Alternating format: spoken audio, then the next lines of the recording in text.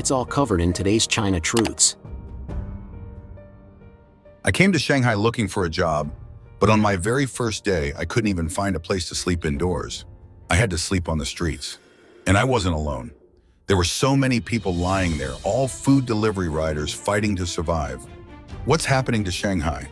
The economy here feels weaker than many second or third-tier cities. In just the past 2 years, 2 to 3 million people have left. Empty shops are everywhere. Why are so many business owners running away? Is running a brick-and-mortar business really this hard now? I'm around a Jian place in Minhang district, just walking to show how bad things have gotten. Many shops are completely shut down. Some didn't even officially open before going bankrupt. It's truly terrifying. Is it really this difficult to find a stable job in Shanghai? I've been here 3 days and had 12 interviews, all for sales positions. Are other industries not hiring? Or is sales the only role always in demand? This is Shanghai, the nation's top economic center. Yet malls are ghost towns. Entire sections are empty. Even KFC near Baoshan Wanda can't survive. Do you remember Shidu, near Dongchuan Road? The Wusheng Mall there was once impossible to rent a shop in. Now most stores have closed and no one pays attention. The hustle and bustle have vanished. The malls I loved visiting are gone. My favorite bubble tea and snack shops are nowhere to be found. What happened?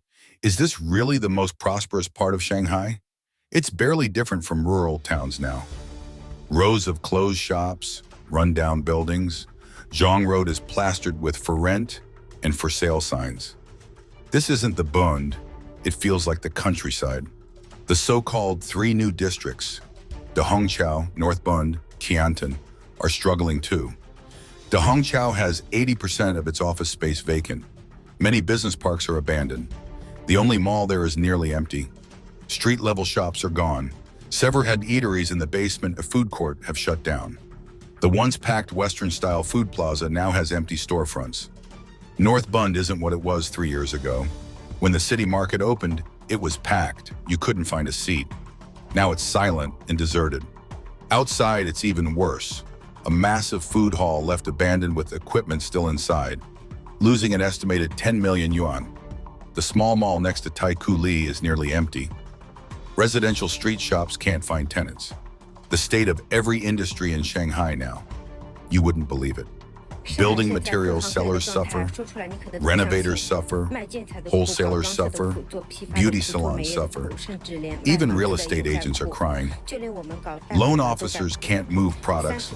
30-month repayments plans won't sell.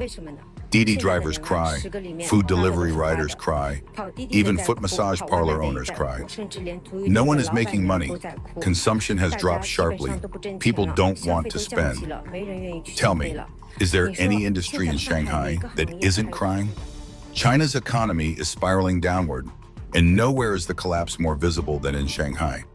The Great Depression here isn't just a statistic. It's a harsh reality you can see with your own eyes. Foreign companies are fleeing by the thousands. Migrant workers?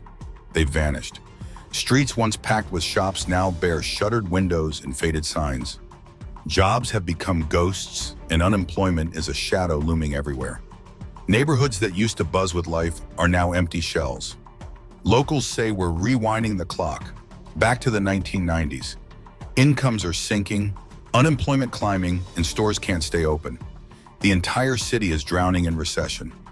Near the National Exhibition Center, a once thriving mall stands in eerie silence. Beautifully designed corridors connect its empty sections, but the crowds have disappeared. Where has everyone gone? What hope is left? I have no answers. My name is Ying. I came to Shanghai to find work, but nearly a month and 15 interviews later, I'm exhausted. Each interview meant a 2-hour commute, only to be told, we'll contact you after 5 or 10 minutes. The massive Tesco that once served everyday shoppers became China Resources' vanguard, then closed too. No trace remains of the mall. Even the banks and KFC inside have vanished. Time has wiped out not only people, but entire businesses. It's heartbreaking.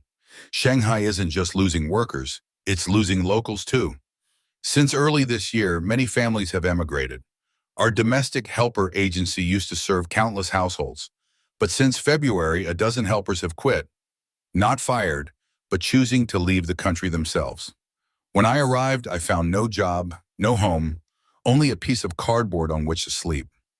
My first night was spent on the sidewalk with over a dozen others, mostly delivery drivers priced out of rent. This is Shanghai, China's richest city, yet what I saw chilled me to the bone. Everywhere, shops are shuttered, signs peeling, malls hollow and silent. 2 to 3 million people have left Shanghai in just 2 years. Even KFC couldn't survive.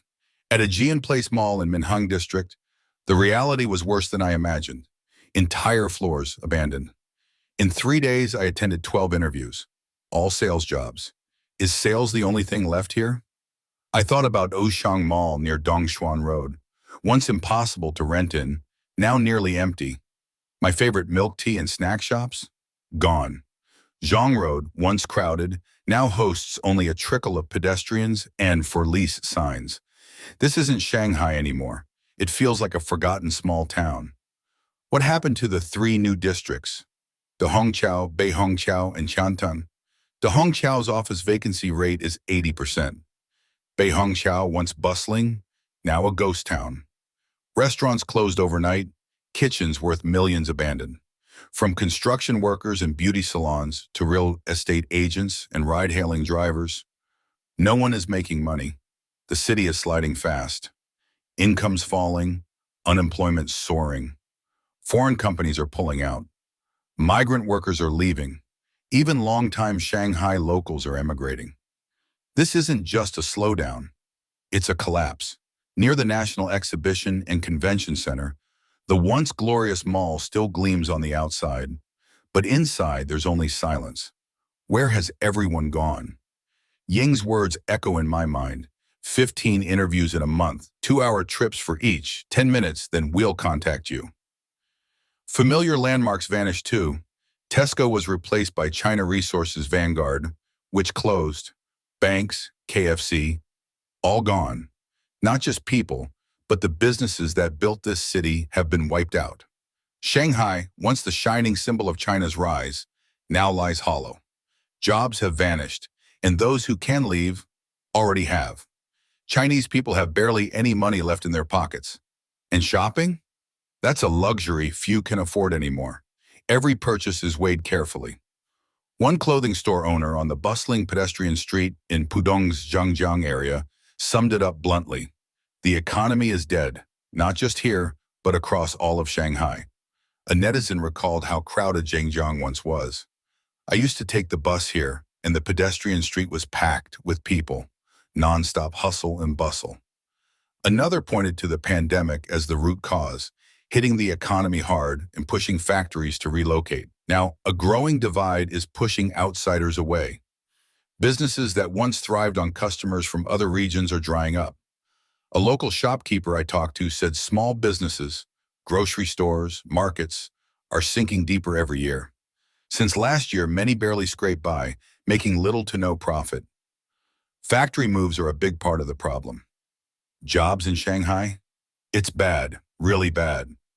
He told me about a team leader from his old company, a Tsinghua graduate, top of his class, earning millions in his 20s, who lost his job when the company collapsed and only just recently found new work.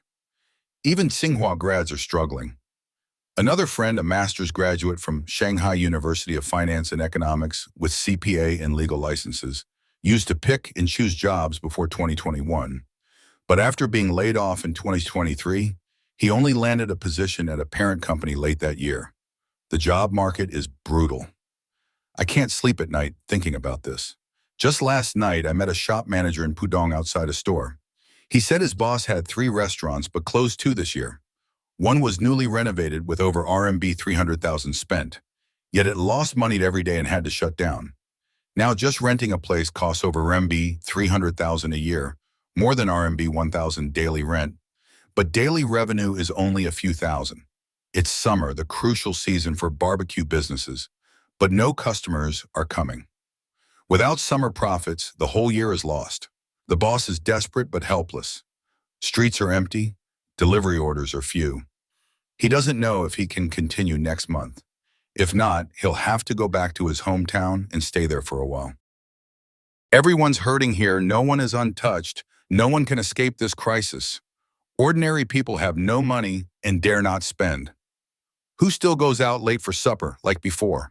Years ago, supper meant karaoke, spas, foot baths. Now hardly anyone dares to step out. The atmosphere forces people to stay home, isolate themselves. Fear and uncertainty hang heavy in the air. Dreams are put on hold, and hope feels more fragile than ever. This is not just an economic downturn. It's a test of resilience, a silent struggle unfolding behind closed doors. Comments online say Shanghai, the so-called economic powerhouse of China, is sinking into a depression worse than anything since wartime. If Shanghai looks like this, imagine the state of the country's entire economy. People are losing faith, businesses are collapsing, and the once vibrant cityscape is fading into silence. The ripple effects are spreading far beyond the city's borders, casting a shadow over the nation's future. This isn't just a downturn, but rather an urgent warning sign. What do you think about all this? Is Shanghai's crisis the beginning of a collapse about to unfold across China? We'd love to hear your thoughts and experiences. Please leave a comment below and join the conversation. Your voice matters to us. Together, we can better understand what's really happening. Please share your thoughts in the comments section below. We will keep reporting on the COVID surge in China, so don't forget to subscribe to our channel and turn on the notification bell to get the latest videos. And thank you for tuning in.